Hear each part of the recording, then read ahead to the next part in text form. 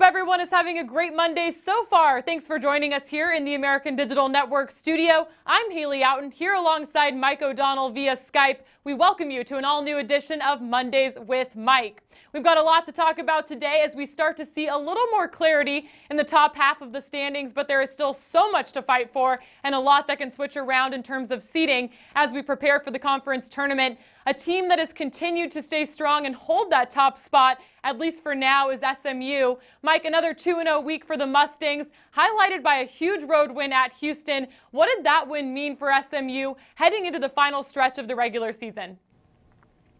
Well, I tell you, that was a huge win. You want to talk about grit and toughness to get a road win at Houston. It was actually Houston's biggest crowd since 2008 in the historical Hall-of-Fame's Pavilion. I mean, that place was absolutely rocking. If you're telling me Houston didn't want that game, I don't know what to tell you, because they came out full force, actually jumped out to a 22-9 lead and led at halftime by 4 points.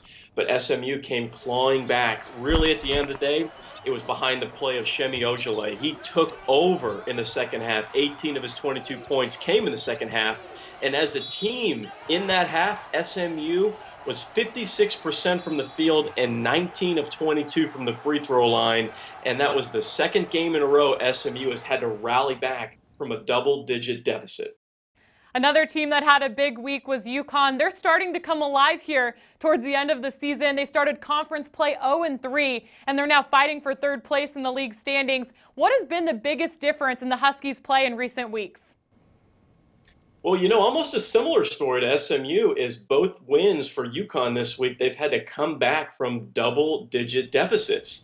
And they start out kind of slow in the first half, but there's a lot of toughness and grit to this team that I'm not sure that we saw earlier in the season. And Coach Kevin Hali has really kind of embraced this new philosophy of grind-out defense. They've played some 2-3 zone, and with their length, size, and athleticism, it's really proven to be very difficult for opposing offenses to score against that zone defense.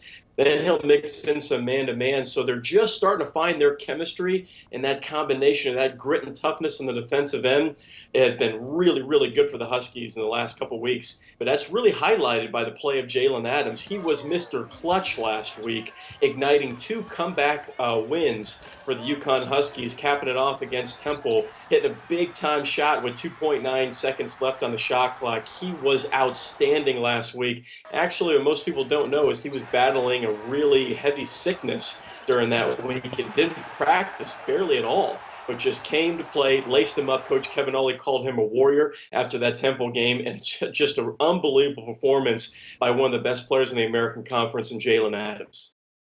Yeah, and Cincinnati took care of business yet again this week, and a huge coaching milestone for Mick Cronin as he reached 300 career wins. Why does this appear to be Cronin's most talented and efficient group that he's coached at UC?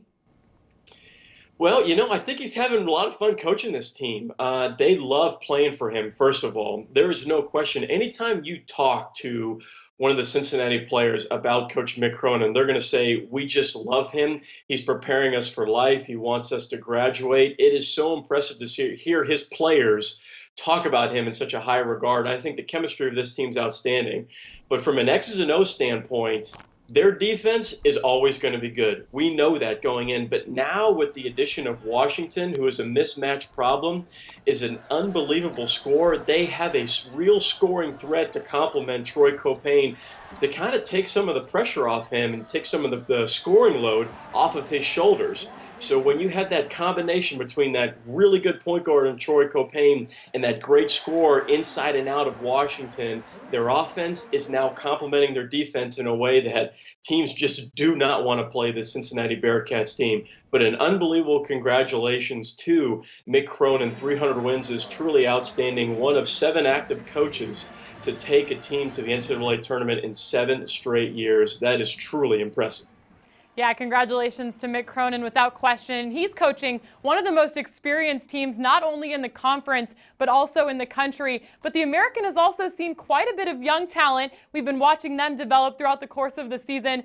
Who do you think has been the top freshman so far in conference play? Well, I look at 3 freshmen right now, and it is really exciting to watch these players play. They are really good. And my first one up, I'd like to go down to South Florida with Tulio da Silva. He is a mismatch nightmare for opposing teams. 6'8", can guard multiple positions, is a highlight reel waiting to happen in the open court. I love the way that he plays. About 30 minutes per game as a freshman, 10 points per game, and 7 rebounds per game. He's liable to get a double-double anytime he steps onto the court. Then I'd like to go over to Temple and Quentin Rose, 4-time American Athletic Conference Rookie of the Week. He is a dynamic scorer, a big guard, 6'8" guard, can shoot the three, take you inside. I love his basketball IQ. I think it's through the roof. The future is extremely bright for Quentin Rose, and he is only going to get better under one of the best coaches in the country in Fran Dunphy.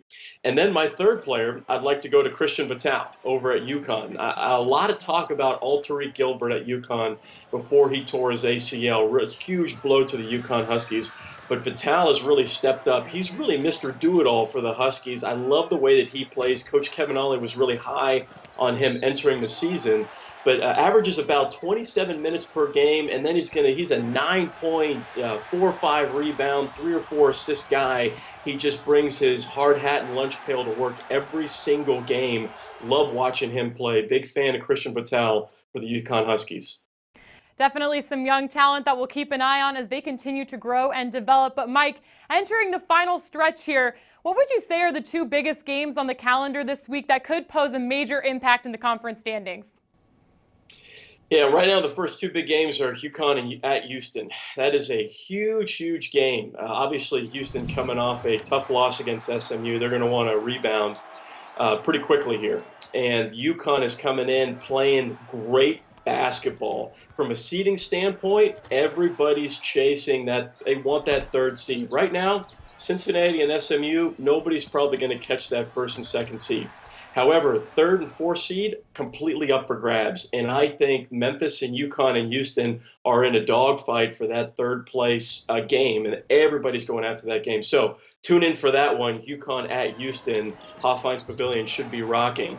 The second game that I'm really looking forward to is Memphis and Cincinnati. I am really, really liking this Memphis Tigers team. Not many people are talking about them, but I think Tubby Smith has them playing great ball as of late. They are long, they're athletic, and they're physical. They match up really well with the physicality of the Cincinnati Bearcats team. This is a trap game, a dangerous game for Cincinnati. Look out for those 2 games. Yeah, 2 big games this week amongst many, but Mike, here we come towards the end of the show. We always look forward to getting your glue guy of the week. Who is somebody that stuck out to you this week that isn't getting a whole lot of love? Well, I'm a big fan of this young man. I actually had the opportunity to call a couple of his games for ESPN in the non-conference, and it's Melvin Frazier of Tulane. He's coming off a 27-point outburst against USF, averaging about 14 points in the last 4 games.